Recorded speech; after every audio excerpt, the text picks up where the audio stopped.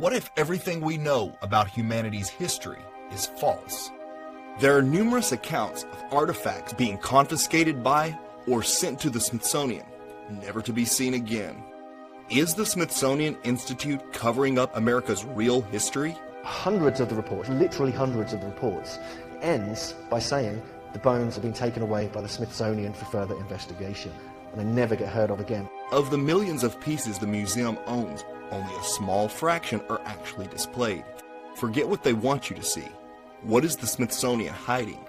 Are ancient Egyptian artifacts removed from the Grand Canyon, hidden in a Smithsonian warehouse? According to reports, the contents of the cave are sent to Washington, but they mysteriously vanish from the historical record. From stories of giant skeletons to ancient Egyptian artifacts, what is the Smithsonian hiding?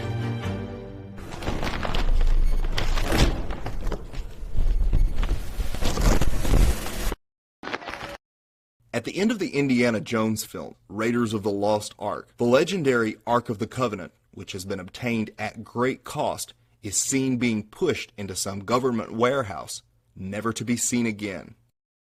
But could such a secret warehouse, filled with hidden treasures and artifacts, really exist? Many researchers insist it does, and believe the Smithsonian Institute is deliberately hiding clues about humanity's true history. It's been called the nation's attic. The Smithsonian Institute warehouses some 150 million items collected over 200 years. Its 19 museums receive nearly 30 million visitors a year. At the time of the Smithsonian's founding, most of the continent had not been archaeologically explored. The powers that be knew that in order to maintain their version of history, they would need a repository for all the artifacts that do not fit their narrative. Could the true purpose of the Smithsonian be to cover up America's real history and replace it with the version the elite want us to believe?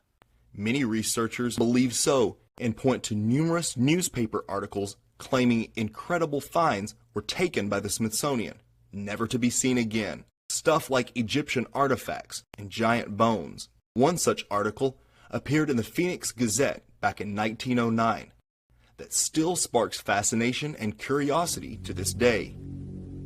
It told of two explorers from the Smithsonian who stumbled on a mysterious cave in the Grand Canyon, a discovery that would be the link between an ancient world and ours. Inside the cave, according to the article, they found a dugout maze with geometrically perfect tunnels filled with ancient Egyptian artifacts, including mummies. But how could such an incredible discovery go unnoticed for so long? And why haven't more people heard of it? That's because the two explorers who found it were working for the Smithsonian, and the whole thing was swiftly covered up. The fantastic artifacts and mummies presumably removed. According to the Gazette, the Smithsonian Institution sent out an archaeologist whose name was Jordan. And Jordan and Kincaid then began exploring these caves. There are stories and rumors that an expedition was mounted after the discovery, and in one version, 109 truckloads of artifacts were actually removed with very great difficulty from the cavern system. According to reports, the contents of the cave are sent to Washington, but they mysteriously vanish from the historical record. It was a front page newspaper story in the 1909 Phoenix Gazette. What they reported was that the Smithsonian Institution was doing excavations in the Grand Canyon. It was being supervised by an archaeologist named Jordan. It all had to do with another explorer named Kincaid, who had been traveling down the Grand Canyon. And what he claimed he discovered was these caverns.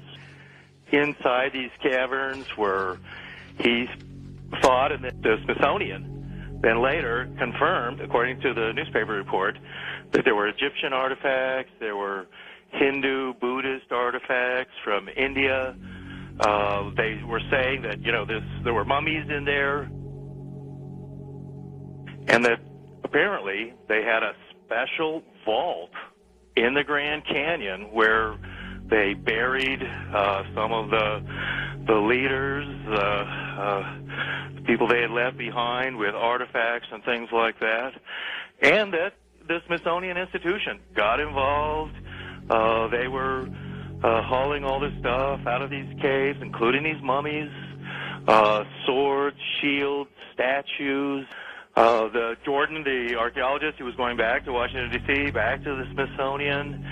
And, this is these exciting new discoveries in the Grand Canyon. Today, the Smithsonian will deny any knowledge of these discoveries, and the area where the cave is supposedly located is now off limits. Investigators are further convinced by the numerous Egyptian names given to areas and geological features of the Grand Canyon. Names such as Isis Temple, Tower of Set, Tower of Ra. But what became of the ancient mummies and Egyptian artifacts that were supposedly taken by the Smithsonian?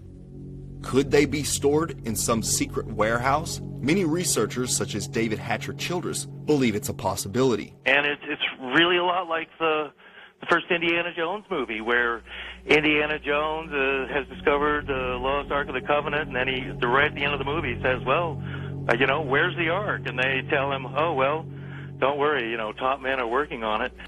Where is the Ark? The Ark is somewhere very safe. From whom?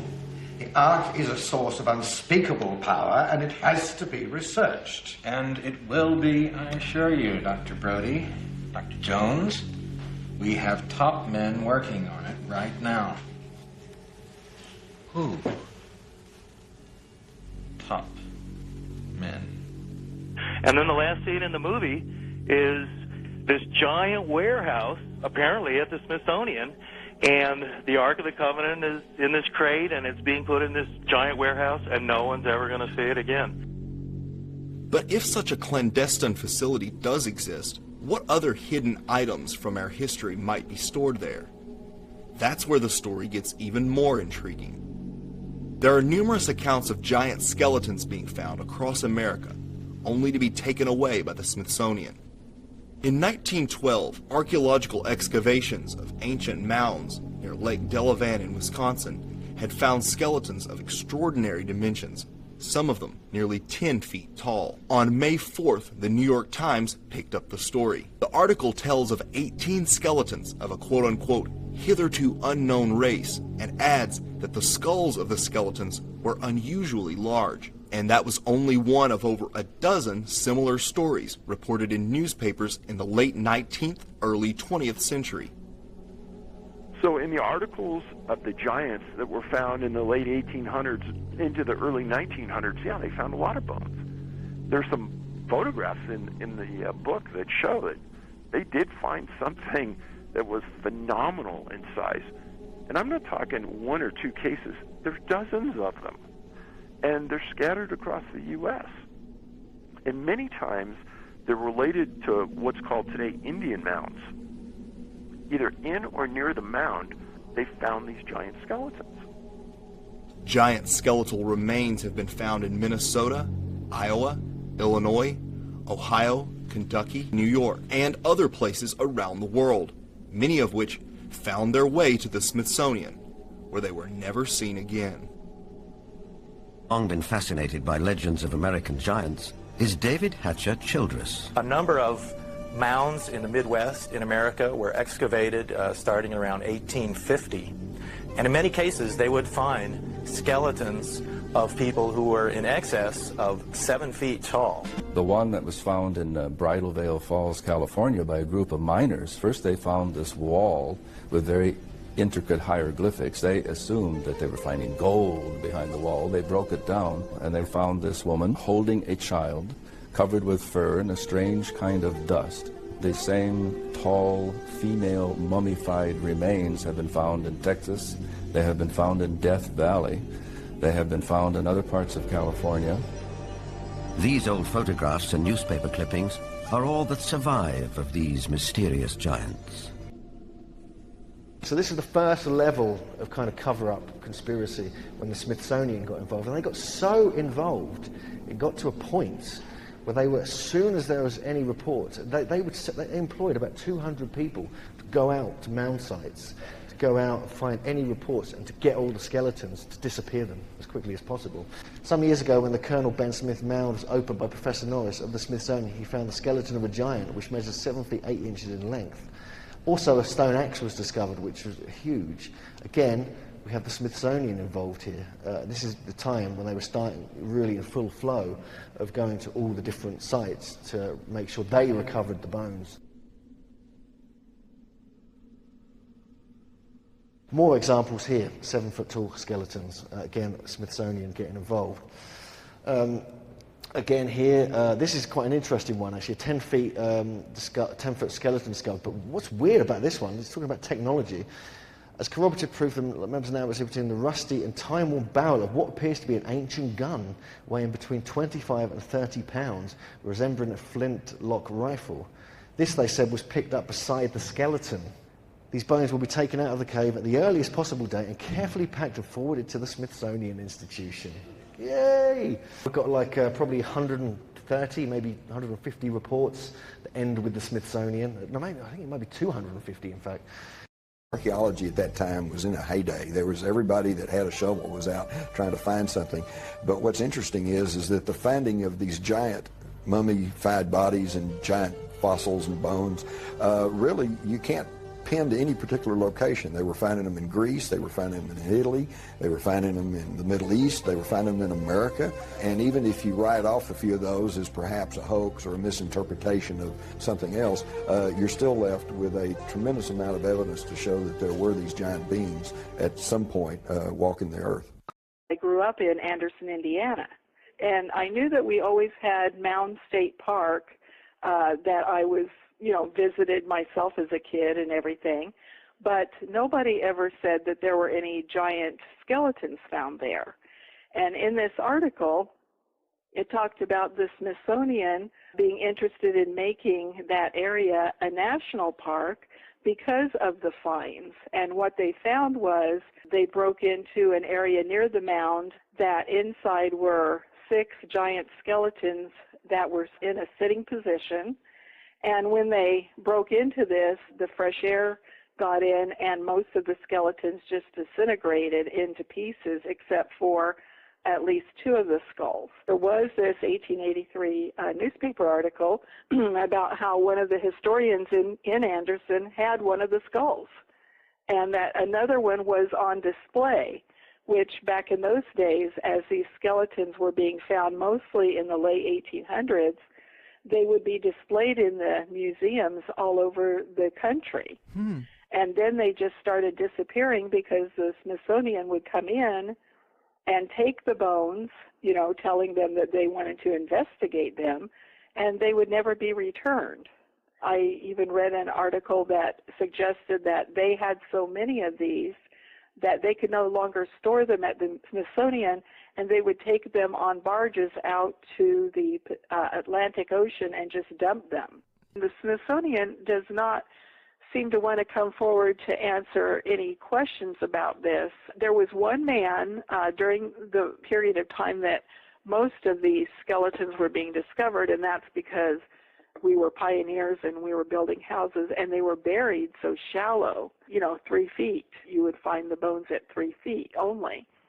And there was one man that was making the decision what was being done with these bones, and most of them were just gathered up. They would come out and pack them away, put them on a train, and send them back east, and then from there, most of them disappeared. What happened to these skeletal remains? Were they stored away somewhere?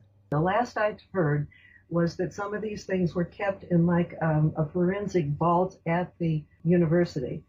And then I ran into an anthropology student at Dunkin' Donuts and got into a conversation with her. And she said that within a year or maybe 2 years ago, they had sent all of these things off to the Smithsonian, at which time I just groaned because I've done reviews on 2 books. I can't come up with the titles right now, but they're both about the tremendous evidence that giant skeletons have been found all over the country, going back to the, I think, 1800s. And these were so often shipped off to the Smithsonian and never seen again, never heard of again. Accounts of giants can be found in almost all ancient mythologies. Could giants have really once lived among man? Under these described conditions, plants and animals would live longer, be much larger, and that's precisely what we find in the geologic column, in the fossil record. Plants were much larger. All living systems were larger. We have animals that today have an 8 or 9 foot stature with a 16 to 20 foot stature. We have insects such as the dragonfly. Today, the dragonfly has perhaps a 4-inch wingspan.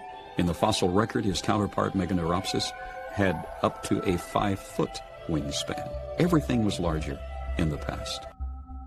There is evidence in the press of huge skeleton findings throughout America, but the Smithsonian claims no knowledge of them or any other oversized skeletons. When you delve into this world, you start to figure out, well, how can the Smithsonian say that they don't have it? Because 4 papers said that they came and took them. Now, is their bookkeeping that bad that they can't find these things? Of course not. They know exactly where these things are. But if the Smithsonian does maintain a secret warehouse where incredible discoveries are hidden, the next question we must ask is, why? What purpose might they have for keeping such discoveries secret? Why keep it a secret, David? If the Smithsonian confiscated all these artifacts, mummies and tablets and things like that, why keep it a secret? Well, there's a number of reasons for that. But part of it is, and it's the same reason why a lot of things today would be kept a secret. They're engineering history, and today history is politically correct. It's not necessarily what really happened in the past. Now, why keep it a secret, David? That's the part that I don't know. I suppose it would change the course of our history, and I mean, if it showed that they were from the Egyptian area, let's say, of the world, common question would be, well, how did they get here? Maybe those questions don't want to be asked. So I think, too, though, that if it echoes the Bible, they don't want people to know that. Coupled with the tools and the metals that were found with them, I think it shows, it's a conundrum that maybe the powers to be don't want to answer. Many of these finds, if authentic, would call much of established history into question. Not only the history of North America, but humanity itself. Such revelations could be very problematic for the powers that be, whose interest is in maintaining the status quo. It appears at this point that the Smithsonian chooses to add, they want to keep history as we have been taught. They don't want things to change. And so things that are like an anomaly that don't fit in with their idea of history, those things get buried. There is a very true quote by Orwell. He who controls the past controls the future.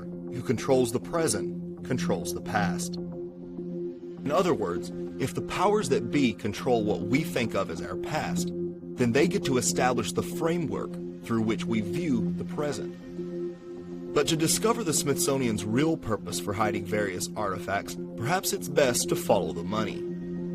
Today, the Smithsonian operates an interconnected network of museums and research centers receiving some 30 million visitors per year, all free of charge. But while the Smithsonian is funded by our tax dollars, much of its funding comes from private donations, most of which come from tax-free charitable organizations such as the Bill and Melinda Gates Foundation. These foundations exist to perpetuate the work of their elite founders and further the cabal's agenda. Perhaps the best quote on the subject comes from Vine Deloria, a Native American author and professor of law, who stated, "It's probably better that so few of the ruins and remains were tied in with the Smithsonian, because they give good reason to believe the ending of the Indiana Jones movie, a great warehouse where the real secrets of Earth's history are buried." Thank you so much for watching. Be sure to like and subscribe. And as always, I want to give a big shout out to all my supporters on Patreon and PayPal. Without you, this could not be possible. So thank you. The world of 1984 is upon us. Big Brother is watching. Today, your online activity is secretly being monitored and recorded by your ISP and various government agencies, not to mention hackers trying to steal your personal information. Everything you search for, watch, comment, or download is being monitored, compiled, and used to create a digital profile of you. Anyone who researches sensitive information or browses WikiLeaks could find themselves on a government watch list. So how do you protect your privacy in the age of Big Brother and big data? Well, you need to be using a VPN, or a virtual private network, which protects your IP address so you can surf the net anonymously and securely. NordVPN is one of the top-ranked VPN providers, and they are sponsoring this video. NordVPN has an ironclad no-logs policy and is based in Panama, outside the 14 Eyes. That means it doesn't record the websites you visit, the time you spend browsing, or the files you download. Literally nothing you do is stored, so even if they were subpoenaed by a government agency, there's nothing to reveal. NordVPN has 5,000 streaming servers across 60 countries, making it the #1 choice for streaming online content, such as this video. Plus, you can access videos that are banned in your country for whatever reason. NordVPN's powerful network can even work in places where VPNs are banned, like Russia and China. With 24/7 customer support and a 30-day money-back guarantee, there's nothing to lose. So go ahead, get secured with NordVPN. Click the link in the description below and use the promo code JMyers to get 70% off the 3-year plan plus an extra month for free.